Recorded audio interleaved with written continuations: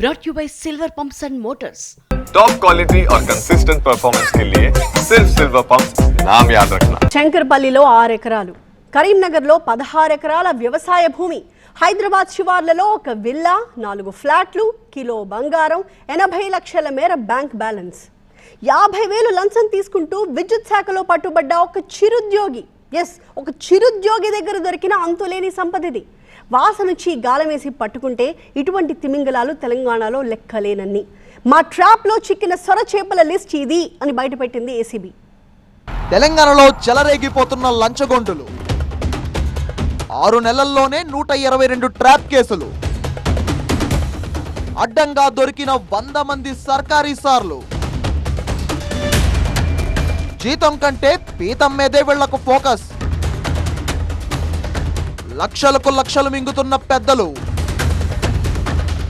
దొరికిన దొంగలు సరే, దొరకని దొంగల సంగతేంటి? ప్రస్తుతం మనం చూస్తున్నాం కాళేశ్వరం ప్రాజెక్టుకు సంబంధించినటువంటి ఎగ్జిక్యూటివ్ ఇంజనీర్ నూనె శ్రీధర్కి సంబంధించినటువంటి 200 కోట్లకు పైగా అక్రమాస్తులను గుర్తించారు ఏసీబీ అధికారులు. మరోవైపు ఇటీవల కాలంలోనే కాళేశ్వరంలో ఈఎన్సీగా పనిచేసినటువంటి హరిరామ్ కేసుకు సంబంధించి కూడా ఏసీబీ ట్రాప్ చేసింది. దాంట్లో కొన్ని కోట్ల రూపాయలకు సంబంధించినటువంటి ఆస్తులను సైతం గుర్తించారు ఏసీబీ అధికారులు. నూనె శ్రీధర్ ఎపిసోడ్ తెలంగాణలో ఒక కేస్ స్టడీ మాత్రమే. నూనె శ్రీధర్ లాంటి టార్చ్ బేరర్లను స్ఫూర్తిగా తీసుకుని చిన్న పెద్ద లంచగొండలంతా తెగ చెలరేగిపోతున్నారు. చీము నెత్తురు లేకుండా పైసా వసూలుకి పాల్పడుతున్నారు. ఇదే కాళేశ్వరం ప్రాజెక్టుకు సంబంధించి గజ్వేల్ ప్రాంత ఈఎన్సీగా పనిచేసిన హరిరామ్ కూడా ఏసీబీ ట్రాప్ లో పడ్డ శాల్తీనే. ఇక షేక్పేట్లోని ఆయన ఇంట్లో తనిఖీలు చేస్తే నోట్ల కట్టలు బయటపడ్డాయి.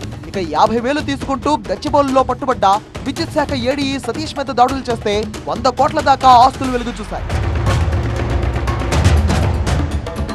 3 నెలల సెలవు తర్వాత మళ్లీ డ్యూటీలో చేరడానికి అనుమతి కావాలని ఒక టీచర్ వేడుకుంటే 20,000 రూపాయలు ఇచ్చుకుంటేనే సంతకం పెడతా అన్న ములుగు డీఈఓ.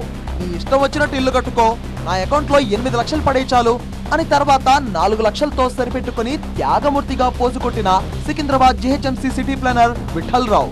2 లక్షలు తీసుకుంటూ దొరికిన షామీర్పేట సాయి, కాప్రా జీహెచ్ఎంసీ ఇంజనీర్ స్వరూప్, ఇలా చెప్పుకుంటూ పోతే తినమరిగిన తిమింగళాల జాబితా తెలంగాణలో చాలా పెద్దదే ఉంది.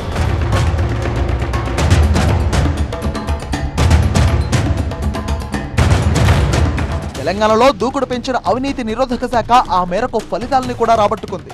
ఏసీబీ వలలో చిక్కుకుంటున్న అధికారుల సంఖ్య రోజు రోజుకు పెరుగుతూనే ఉంది. గత ఏడాది మొత్తం 129 ట్రాప్ కేసులు నమోదైతే ఈ ఏడాది ఆ రికార్డు బద్దలయ్యేలా ఉంది.